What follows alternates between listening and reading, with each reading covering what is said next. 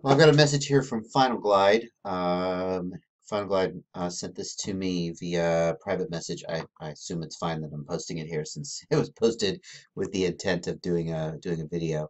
At least I assume that was the intent. That's what's going to happen anyway. I do want to encourage anybody who has questions to go ahead and post to the thread so that everybody can benefit from the analysis. Definitely hoping that this is a give and back kind of a thing.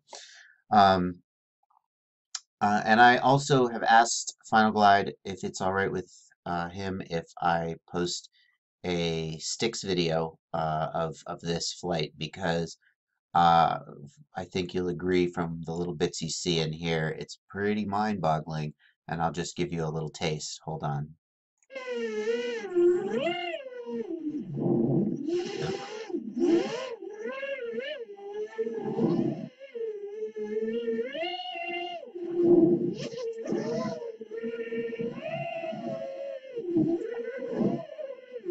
Yeah, okay. So uh, we've all got a long way to go before we can fly like that. I know I do.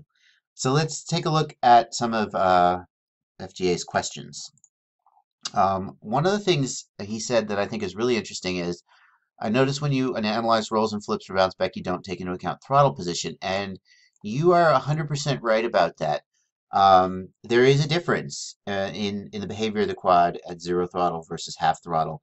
One of the reasons I haven't touched on that is that I'm still growing as an acro pilot, and I still am not experienced enough to be able to sort of generalize the concepts of what's the difference between mid throttle, low throttle, and high throttle. Um, I have found that on my current tune, it doesn't matter much. I kind of have, and I'm not bragging, I'm just, thanks to Boris, all credit to Boris for his amazing soft filters. As soon as I enabled soft filters, my rolls just got perfect. So maybe I'm lucky in that respect, but it doesn't really seem to matter where my throttle is. So, I mean, if the throttle is higher, the turn is a little harder, it's a little sharper, and if it's lower, it's a little softer. But I kind of don't have bounce back either way, so I kind of don't think about it too much. And I, I would hope that other people could achieve that, to the point where throttle position doesn't affect the. I mean, it affects the feel of the roll, but not the overall acceptability. There shouldn't be bounce back. Um, but even so, setting that aside, I don't feel like I have enough of a grasp on, what does the throttle do like to the P term? When the throttle is higher, does the P term peak faster? Is there less I term wind up? I haven't really explored that. So the other thing is that I hope that a pilot who's learning to do that, like I find with flips, I need to think a lot about how to handle my flips so that my flips don't have bounce back at the end. And so I play with throttle position and so forth to see what makes it better or worse. And that's a failure of my tune and of my setup. If my setup were as good as I want it to be and my tune were as good as I want it to be, I wouldn't have to think about that. I could just fly. So one of the reasons I don't talk about that with rolls is that I hope that most people can achieve if you're running beta flight anyway, I'm not sure that you could do this maybe on stock 1.9, but I would hope that most people could achieve a tune where rolls you don't have to think about throttle position, you could just fly it. And so I'm always trying to get the tune better to the point where maybe that doesn't matter. But you're 100% right, and everybody who is out there watching this video, a good exercise to do is to get some altitude, of course, and practice doing rolls and flips with different throttle positions, up to including zero throttle if you're running PID at min throttle.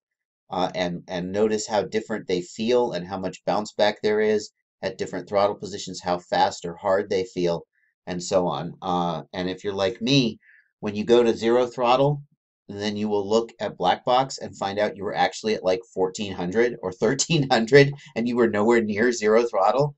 And so just because you're not you're used to keeping the throttle up because you don't want to just drop out of the sky, So definitely play with that and feel for the different effects that it has.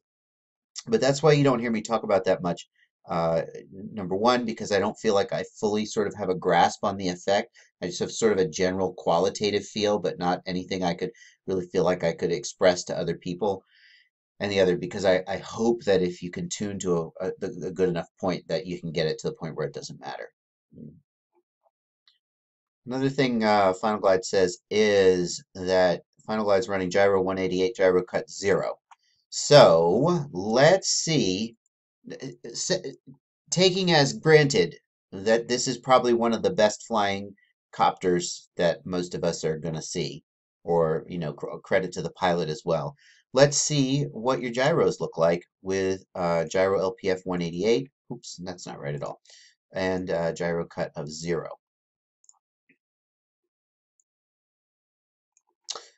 So, if I didn't see your video, I would say this looks a little on the noisy side. I would say that this is maybe 1.5 times noisier than what I would call like a super clean copter. Um, but not like ultra noisy and not noisy to the point where it's causing problems. Just looking at the thickness of the lines. So I think we can all sort of, and I will certainly use this to calibrate my expectations of what is, there's like what I might call on the bench clean. It's so clean. It's just like perfectly clean. Maybe it's too clean. Maybe you need to dirty it up a little bit, right? And this is not that.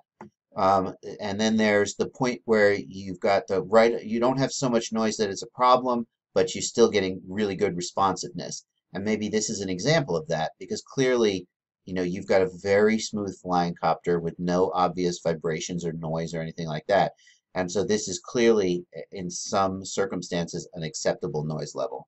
And you clearly don't need any more filtering. By the way, the fact that you've got this noise level with gyro LPF 188 and gyro cut of 0 also speaks to, I mean, that's really clean. If you were to go to gyro cut of 100 or gyro cut of 60, I think we would see sort of on the bench clean traces. Um, so, and then is this on the edge of being overtuned? It's very interesting watching your video, and again, I hope you let me share this video, a sticks video, so everybody can watch the whole thing. I'm not sure if you've ever posted this to your channel. Either way, but watching your video, there's a lot of cases where you're doing prop wash moves where I would expect to see prop wash skidding, which is what I'm coming to call the oscillations that occur when you descend through your own prop wash, when you do high throttle direction changes. Uh, and actually, I see just the tiniest bit of it, but actually it seems really well managed. And maybe the argument is that that's a benefit of having the reduced latency caused by increasing the gyro cut, in this case, increasing it all the way to 0, which means disabled. So that's the same as 256. And the D term. And I think some of the philosophy that you're expressing about uh, D term and latency and high and mid to high frequency oscillations may be bearing some fruit. Let me see if I can find an example. So here's an example I found where I was able to see what I'm talking about. Here we go. So there you're descending, you're turning through your own prop wash, and you got just the tiniest bit of oscillation. We'll watch it again. And we can see that in the PID graph here. We can see the P term is spiking a little bit, and the D term is also spiking. We can see some D term spiking here. It's a little bit independent of the P term. Um, and so, I mean, we can hear it in the motors. I found a couple other examples where, frankly, I can hear the motors jittering just a tiny bit, but if you had the motors audio turned off and were just playing music, I never would see it. So, should you reduce your D term? I mean, should you change your D term cut? When a copter's flying this good, I'm not sure I want to give too much advice as to what to change. We can see the responsiveness of the D term here, and we can see these spikes. And we could argue that maybe we would get a little bit better results if we were filtering that a little more. Or maybe if gyro cut was a little lower. But at the end of the day, you seem to know what you like, and so I doubt I doubt I'm gonna be able to give any advice as to what's gonna make you like it better, because I don't think we're at a point where your tune has any problems per se. Um,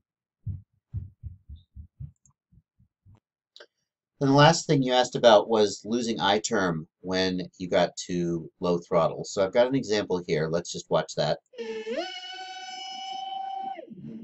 And you're literally, I think you're at actually zero throttle here. 1099 is probably your min throttle.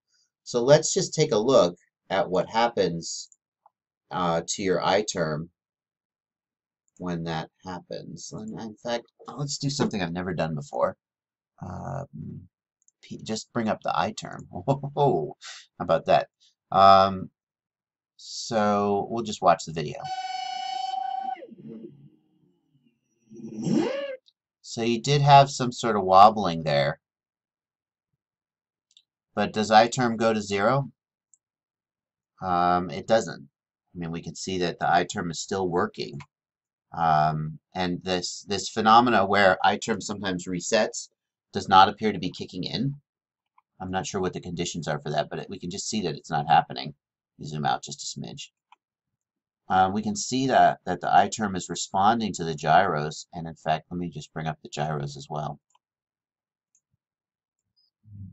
So here you cut the throttle, and here we had some instability, and actually let's take a look at your motors as well. Oh, we just got all kinds of fields here.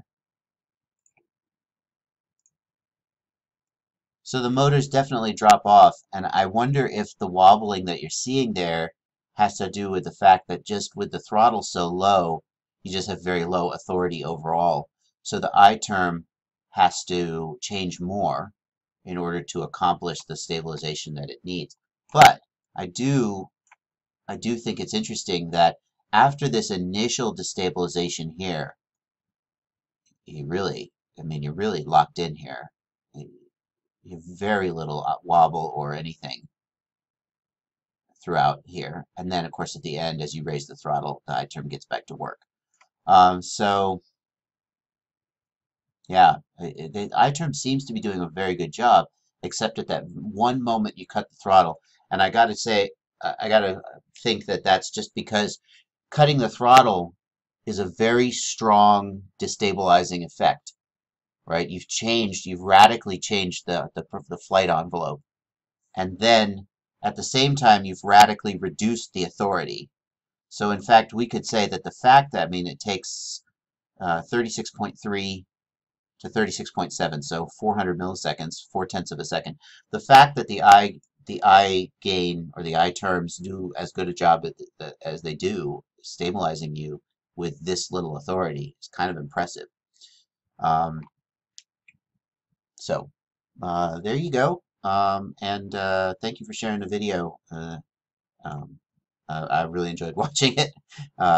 And happy flying.